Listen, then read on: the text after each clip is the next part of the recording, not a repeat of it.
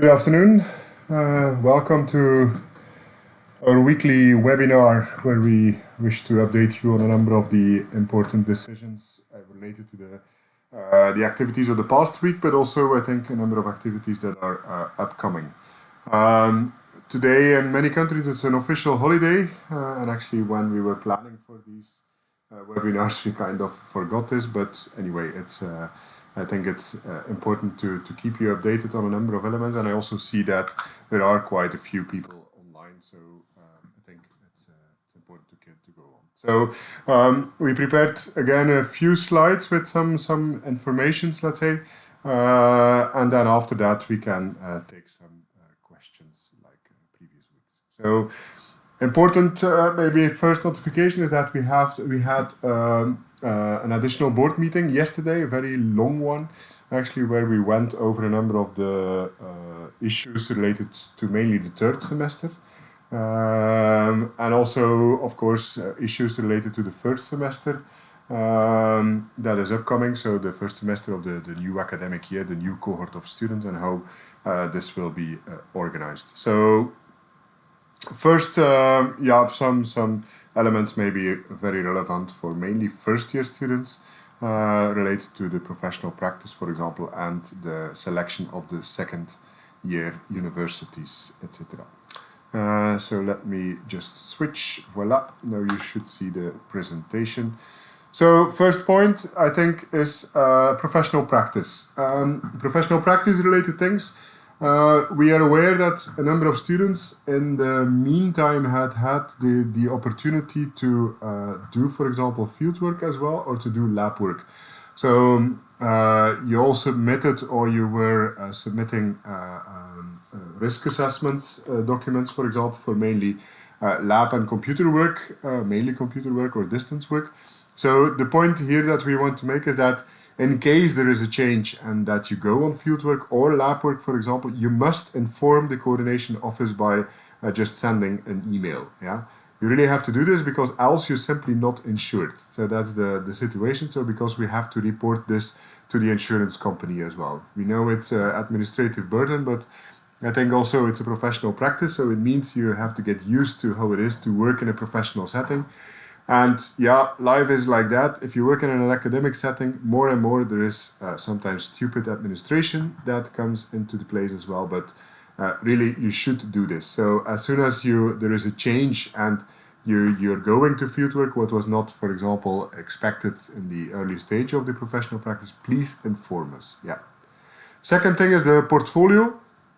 We actually noticed that a few of you are not updating at all the portfolio.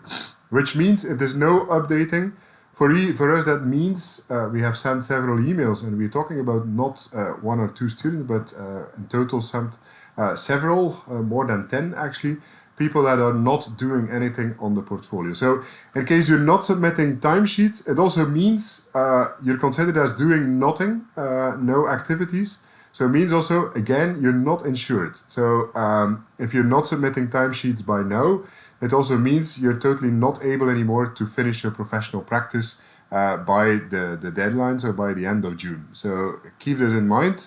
And in case you want to, in case you're still active working in a professional practice and you did not do these things, please get to us so that we know that you're really working on this. We're aware that a number of the feedbacks on assignments in the portfolio are delayed, but just to inform you about what's the reason about this. So it's not the coordination office you always have to blame for this. It's so the evaluation of these different tasks. It's a team of around 10-12 people actually. We distributed the tasks, and so we see that some of the evaluators of the assignments that are spread over the universities are kind of delaying, have quite some delays on that. So we are really pushing them so that this week that they really go on with this, because else we understand that this is not an ideal situation. So just that as an update. Yeah. Next point is related to the scenarios of the semester trees. A short update on that, and we're going to, on the website, for example, to include dedicated pages, because now we have all the COVID-19 information, let's say links to also the webinars, on our IMBSC website, yeah, and you might be aware of that, and I hope you're aware of that.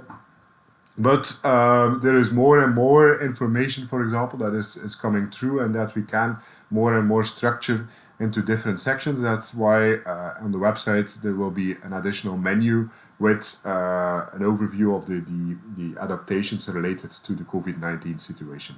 So if you have questions, if you're not sure about certain things in your situation, first have a look at the website. First have a look at the website and try to see whether certain things were already informed or whether things were said through the website. So we're not going after each webinar also to send you emails with the main decisions. You will see on the website where there's an overview of all the webinars, for example, that the main decisions for each webinar are also listed there. So that's at least one way to get to the information. We're still searching for best ways to communicate and to update you all, but I think there, and I know you're not all watching now this webinar right now, only 16 are watching, so it means that more than 100 are not watching. So those 16 really inform everybody that they should also watch these webinars, because sometimes there is really important information on it. Yeah.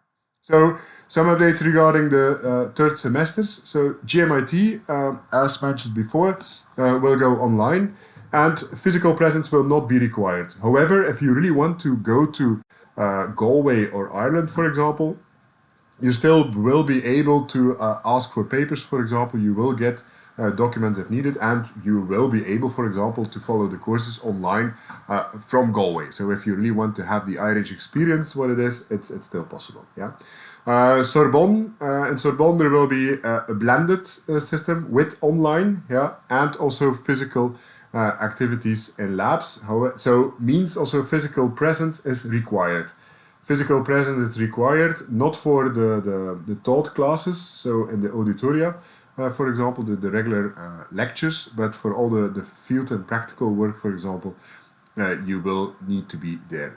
We are aware that this might cause quite some problems, but I get to that in a later stage. Yeah. UCA, same situation a bit as Sorbonne, so blended system with lectures that will be streamed online. Physical presence is possible, but they're not sure yet, let's say, whether required or not, and updates on that will also follow. Yeah. For the University of the Algarve, again, a blended situation will be organized, so with all lectures through streaming video, but physical presence will be required as well, because all the lab work will be organized in very small groups, and as such that this can take place, but under, of course, special extra conditions. Yeah. For the Algarve, an important element is also that the start of the semester has been postponed until October the 6th. For the other universities, start of the semester will be confirmed also in the coming weeks, the exact dates that people have to be there in case you have to be there. And then finally for Bergen in Norway, again, a blended system, yeah. And they're busy now adopting lab facilities as well by putting extra screens, etc., by having running or walking paths, so people actually find their way or are following a certain track. Yeah. Field cruises. So there was normally it's a full week cruise that there is a multi-day cruise. So all field cruises at Bergen University have been adapted to day cruises. Reason for that is that if they do week cruises, after the week cruise, they have to do a 2 weeks quarantine, obliged quarantine for all the participants of the cruises. So that would mean that the follow-up activities of these cruises are simply not possible anymore. So that's why they adapted them to day cruises. Again, for Bergen, updates on the exact starting dates, etc., will follow as well. Yeah. Some additional other elements is we get quite some questions. Okay, gap year. Do we take a gap year or not? Yeah. We understand that situations are totally not what you expected when you started this master program. However, yesterday during the board meeting, this was also discussed, and we notified, okay, what could be situations, what could be possible scenarios. I think a first message that we really want to give is that many of the things that are happening are simply out of our control, out of your control, but also out of our control. We just have to implement certain measures that are put on us by international offices, for example, by ministries. So that's national decisions. The point is, I think you have to keep in mind that the situation is what it is right now. And if you take a gap year, we're totally not sure even next year what the situation will be there. Yeah.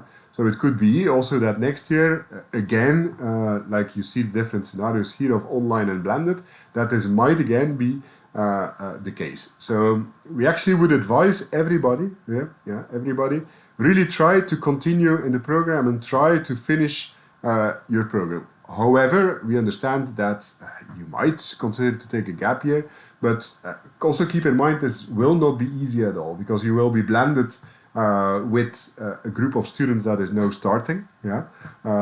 So in terms of friendships, for example, of people that you know, you will be blended in a new group of students.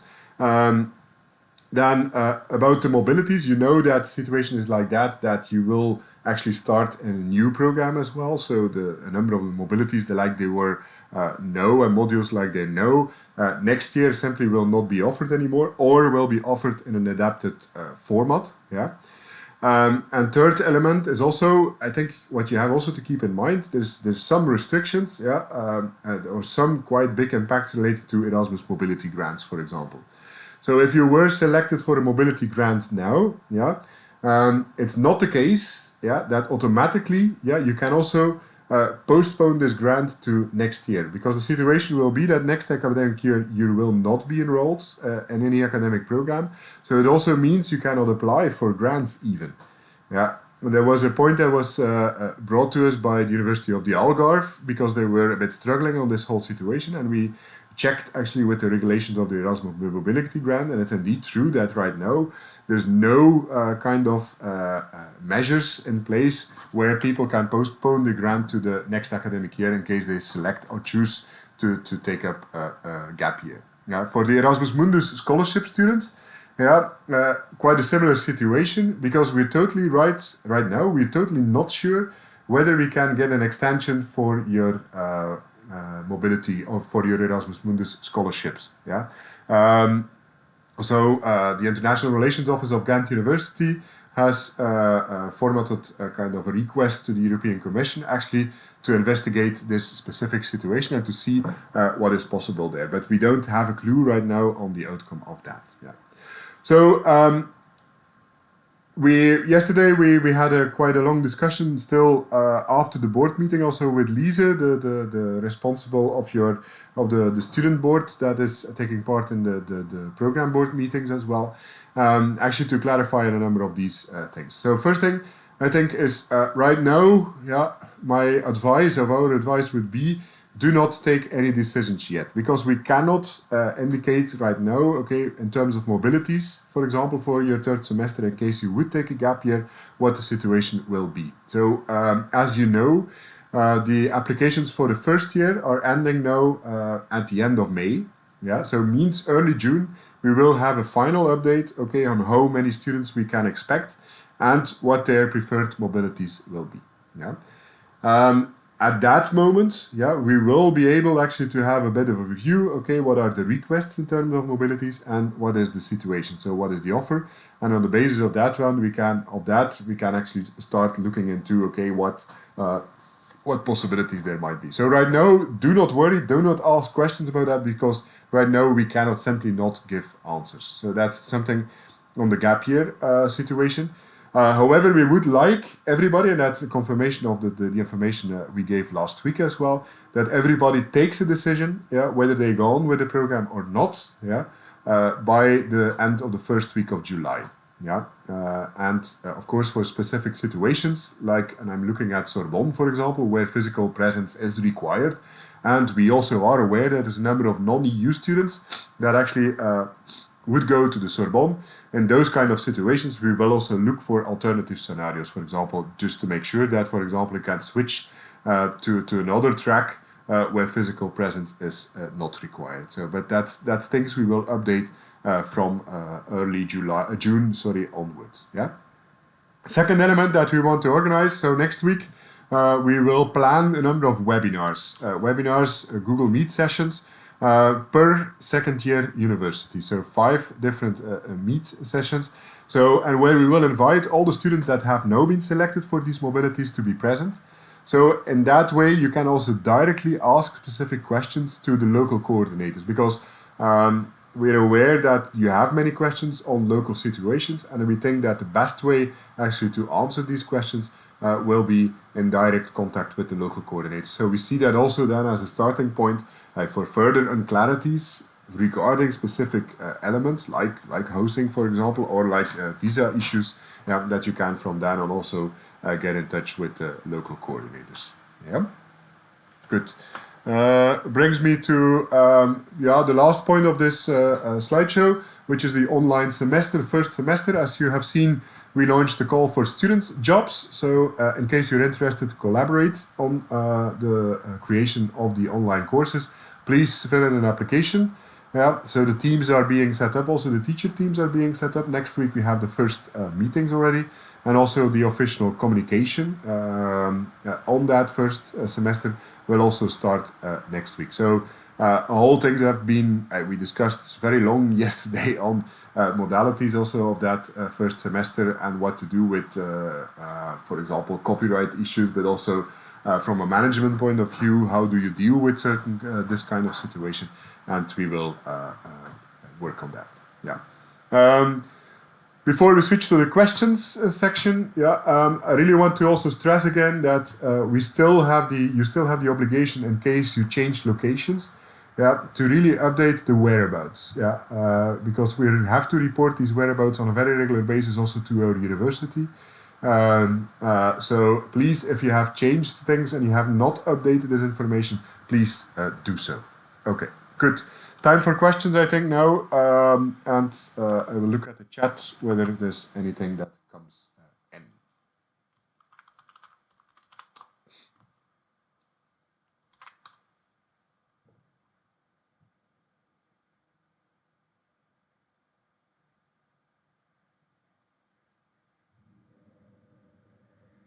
First question.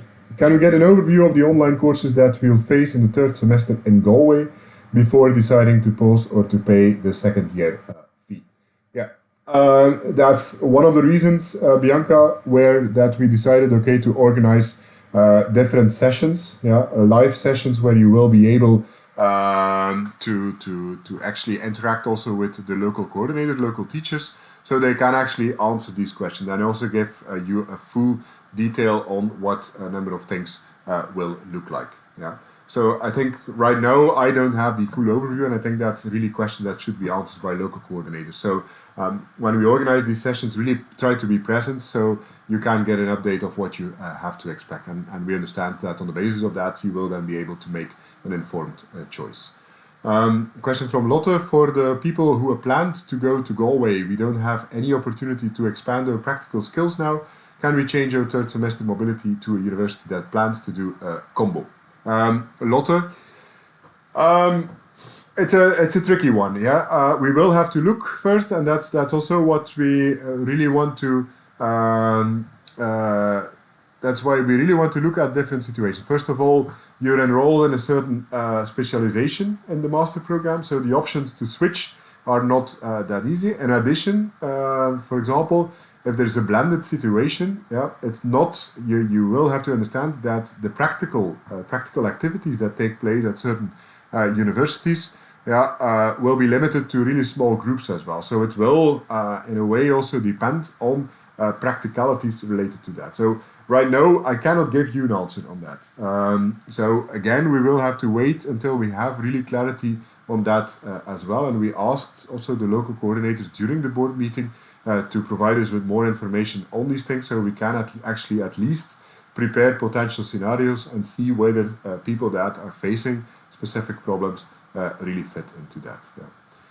Like I said in the beginning of this meeting, we're facing a number of things that we simply we're not deciding ourselves. The key point that is important to communicate here is that as a program, we're doing really our best to make sure that you can finish and that you can continue your studies under certain conditions.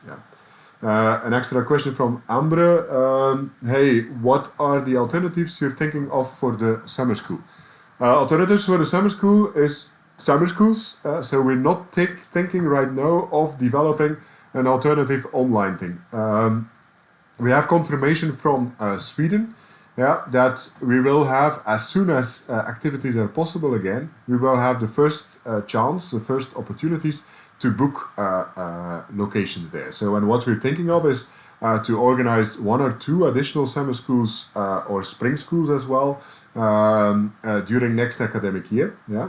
And in these schools, we will then foresee places for both first year and second year students, so they can participate. So you will, I think in the end, we will get to something like 4 different schools in Sweden taking the same format, because the point is that a number of the learning outcomes of summer schools are quite unique, yeah, and cannot be replaced by learning outcomes that you achieve in other parts of the program. So just switching to online there is not an option. Yeah. Do you know when the semester in Sorbonne starts? I thought it was the 30th of September, but yesterday I received a letter of acceptance saying the study program starts the 1st. We asked Kika, we asked the local coordinators yesterday to give us a clear update on that. So if Roscoff says 1st of September, I think that's information really you have to check with the local coordinator there. And again, if you organize these sessions with the local coordinators, I think that's really the moment to clarify really in detail when to be there, when to lecture start, for example, is there quarantine issues also related. So that's really the point. Yeah. Are there any updates on the housing situation for Sorbonne University? Not any updates. So yesterday during the board meeting there were no updates given on that. So they're checking what is possible and calculating. The only element that Lars mentioned is that in case the marine stations cannot host all of you, yeah, they will look for alternative housing at same conditions in the neighborhood of the marine station. So yes, there is an update, but it's not that we know exactly already, okay, for how many people and what the situation will be. Question from Diogo. I don't know if this is meant to be asked here or have already answered before, but for the non-European applying for a job, can we apply for a work visa in the case we need it? For the non-European people applying for a job, right now the situation is like that, is that if you will be employed through Ghent University, yeah, we made an agreement with the job service that actually you will be able to work from distance, yeah, and you do not need a work permit for that, because as far as I know, yeah, the only point that needs to be that is the case, but we have to confirm this. It's a good question that you bring up, but my last conversation I had with the people from the job service was that they said, okay, anybody that is enrolled in the program can actually also be active in a job. But I have to confirm this again, because indeed, like you mentioned, I'm totally not sure about that element. Yeah. So will be confirmed. Lotte, when we can travel for our thesis in the 4th semester, we don't be able to present at a spring school. We'll be able to do it next summer then. Yes, indeed, that's the point. So we will just make sure there is an offer of 3 or 4 options as soon as we can book things, and then we will see, okay, who can attend which school, whether it's summer or whether it's spring. Yeah. Also, the first year students, for example, they can, in many situations, easily before they start their professional practice, for example, also attend spring school. That was also the case in the year before we started IMBSC. This was organized also in a similar way. So yes, that's indeed confirmed. You will be able to select one of them. More questions?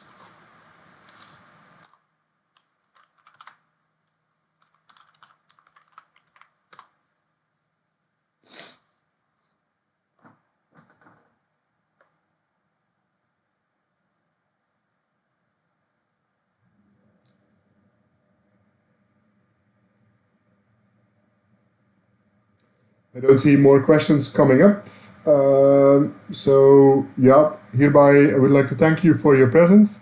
inform your colleagues really about these webinars that are still going on, even in holidays. So the plan is that every week on Thursdays we continue doing this as long as this is needed. Yeah, if you really have important issues as well, important personal issues related to your studies or your well-being, whatever it may be, for example, please contact to contact the coordination office. We'll try to do our utmost best to get in touch and to find solutions for you.